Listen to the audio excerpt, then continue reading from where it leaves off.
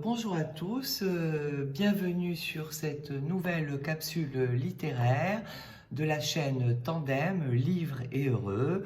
Je vais me présenter, je m'appelle Livia Pérez Atia et le format de ce programme littéraire, ça sera une nouveauté chaque mois. Donc là, en l'occurrence, j'ai choisi Les choses humaines de Karine Thuil, un polar. Sur tension d'Olivier Norek. Ça pourrait être aussi parfois des polars plus drame psychologique. J'aime bien aussi ce genre. Et un intemporel, Franck Bouys, né d'aucune femme. Alors venons-en au fait. On va commencer donc avec la nouveauté, Les choses humaines de Karine Thuil. Alors Les choses humaines racontent une histoire qui est à la fois simple et tragique. C'est l'histoire d'un couple de pouvoir formé par Claire et Jean Farel. Un couple d'influence, comme l'on peut dire. Jean a 70 ans, c'est un très grand journaliste politique. Il anime une émission à la radio et une autre très grande émission à la télévision. Et il a 60, il est complètement obsédé par la peur de vieillir et il a bien la volonté de rester à l'antenne coûte que coûte. Alors c'est aussi parce que c'est un autodidacte et il a donc très envie de garder tout ce qu'il a acquis, ce qui est tout à fait légitime. Et il est marié à une femme plus jeune que lui, ayant une quarantaine d'années. Elle se prénomme donc Claire. Elle est essayiste et elle est reconnue pour ses engagements féministes. Elle forme avec son mari un couple vivant dans la lumière et ils ont ensemble un fils qui a 21 ans, il se prénomme Alexandre et il poursuit ses études à l'université de Stanford en Californie. Bon, alors là, on a le portrait d'une famille parfaite, magnifique, mais en réalité, tout est faux. Cette façade est une totale imposture, puisque Jean, en réalité, vit depuis plus de 20 ans avec une journaliste très connue, qui a son âge et auquel il est extrêmement attaché. Et au moment où s'ouvre le livre, Claire, de son côté, vit avec un homme qui se prénomme Adam Wiesmann, qui est enseignant dans une école juive. Il est marié, il a 2 enfants. Bon, chacun ses paradoxes, hein, chacun fait bien ce qu'il veut. Et,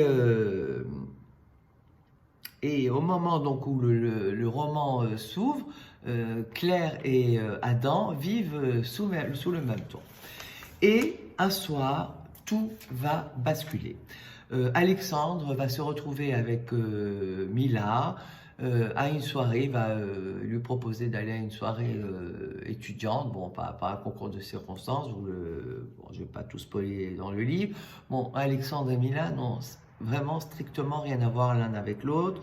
Mila est une jeune fille assez singulière, elle vient d'un milieu juif orthodoxe. Elle a été témoin des attentats perpétrés par Mohamed Merah, donc elle est traumatisée, elle est fragile, contrairement à Alexandre qui lui est bien dans ses baskets, bien sûr de sa personne, conscient du milieu duquel il vient. Mais ils vont se retrouver ensemble. Et le lendemain de cette soirée, tout va s'effondrer. Mila va accuser Alexandre de l'avoir violée dans un local à poubelle. Bon, c'est le scénario le plus terrible que peut vivre une jeune femme pour un viol. Reste à prouver le viol. Et à partir de là, comme vous l'aurez bien compris, pour tous les protagonistes de ce livre, c'est tout simplement la descente aux enfers et un procès magistral s'en suivra. Alors je vais faire juste une parenthèse. Le procès, pour moi, ça a été le moment le plus plus brillant du livre. Hein. C'est mené d'une façon magistrale, c'est poignant, la défense d'Alexandre est redoutable. Voilà. Alors Karine Thuil, dans ce livre, a pris le parti de choisir un ordre d'approche qui est tout à fait singulier, c'est-à-dire elle va raconter l'histoire du point de vue de l'agresseur et de sa famille. Bon, alors c'est un choix, et c'est donc une histoire qui est racontée de l'intérieur, et bon, on va suivre du dépôt de plainte jusqu'au procès. Voilà, moi je m'arrête là pour le résumé, pour pas, bon, bien sûr, pour pas vous gâcher la lecture, c'est une évidence. Les choses humaines, c'est aussi, bon, juste pour finir, c'est aussi un sujet de réflexion sur la condition de la femme de nos jours. Voilà, donc ça c'est pour la nouveauté. C'est bon, bah, c'est un livre que j'ai beaucoup aimé. C'est pour ça que je vous l'ai présenté, hein, sinon j'aurais choisi autre chose. Alors pour le polar. Ben, j'ai choisi, j'ai tapé direct dans du pur, dans du dur, avec Surtension d'Olivier Norek. Alors Olivier Norek, alors bon, déjà Surtension, ça fait partie d'un opus. Il y a Code 93, Territoire, là c'est Surtension. On peut les lire les uns indépendamment des autres. Et l'auteur c'est un maître du polar français. Bon, donc c'était quand même difficile de faire l'impasse dessus. C'est pour ça que je l'ai un peu choisi pour une première comment dire, pour la première capsule. Alors, Olivier Norek, dans sa vie civile, il est commissaire dans le 93, donc il maîtrise parfaitement le sujet, il sait de quoi il parle. Si vous voulez comprendre ce qu'il se passe dans notre société, ce qui se passe dans les cités, c'est tout simplement un indispensable. Alors pour l'histoire, hein, on va quand même en venir au fait. Surtension, c'est l'histoire d'une frangine qui fera tout pour faire sortir son frère de prison. Alors elle est braqueuse de bijouterie. Bon, c'est pas un métier, c'est pas une profession commune, mais enfin bon, c'est ce qu'elle fait. Et elle va entraîner son frère sur un coup. C'était censé être un truc facile, et bon, ben, faute à pas de bol, et à pas d'expérience, Nano va se retrouver en prison. Alors Nano, c'est le petit frère, il est jeune, il a la beauté du diable, il avait la vie devant lui, et il se retrouve à la prison de Marville, et ça va être extrêmement dur pour lui. Alors, la prison, de toutes les façons, c'est dur pour tout le monde, mais lui, il n'est pas du milieu, donc ses jours vont être en danger quotidiennement. Alors sa sœur va prendre une décision radicale, elle va décider tout simplement de le faire évader. Mais comme elle est futée, pour mettre les flics dans le brouillard, elle va faire évader en même temps que Nano 4 criminels extrêmement dangereux.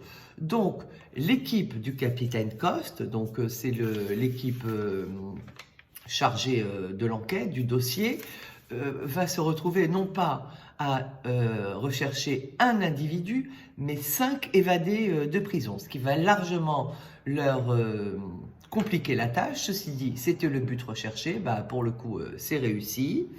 Et l'équipe de Coste va arriver à un point de rupture et de surtension, et l'on assistera même à voir l'animal caché en chacun d'entre eux.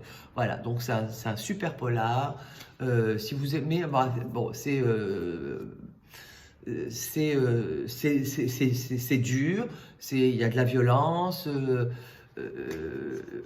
voilà, mais dès que vous l'ouvrirez, pour ceux qui aiment les polars, c'est nuit blanche garantie. Bon, donc on aime bien en général, enfin moi j'aime bien, et voilà, donc je ne peux que vous le recommander. Alors pour ce qui est de l'intemporel, bah, il fallait en choisir un, hein, parce que c'est pas ce qui manque les bons livres. J'ai choisi Sciemment, né d'aucune femme de Frank Buys. Alors j'aurais pu choisir beaucoup d'autres livres.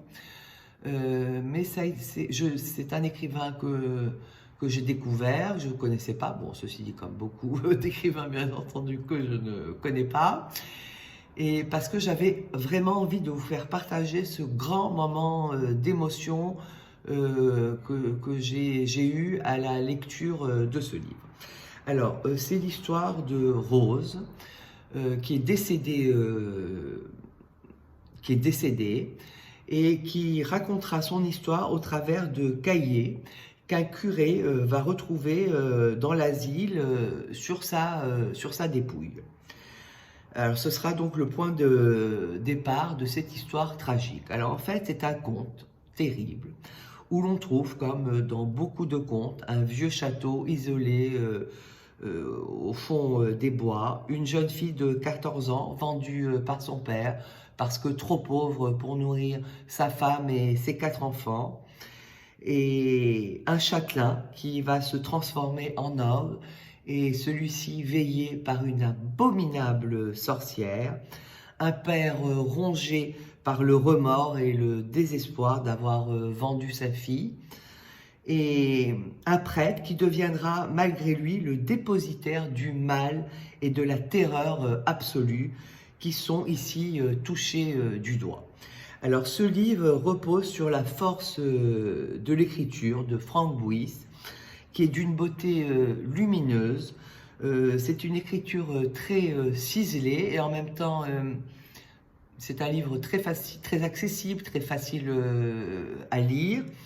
Donc c'est un pari qui n'est pas gagné pour tous les auteurs, et c'est aussi une forme de poésie qui va donner d'autant plus de profondeur à la douleur de Rose. Voilà, moi je m'arrête là pour le résumé. Je vous laisse avec l'histoire de Rose, l'histoire terrible de Rose, le poème que nous livre Rose, et bon, voilà, donc c'est une très très belle lecture,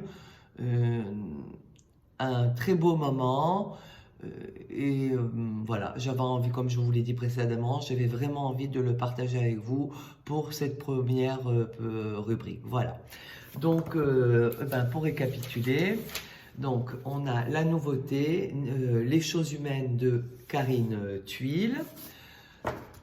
Le polar, c'est Surtension d'Olivier Norek, et l'intemporel, donc il y aura chaque mois un intemporel, Frank Buys, Né d'aucune femme. Voilà, je ne peux que vous souhaiter, je l'espère, deux très jolies lectures, et je vous retrouve le mois prochain pour une prochaine petite capsule. Voilà, je vous dis à bientôt, et vous souhaite tout le meilleur.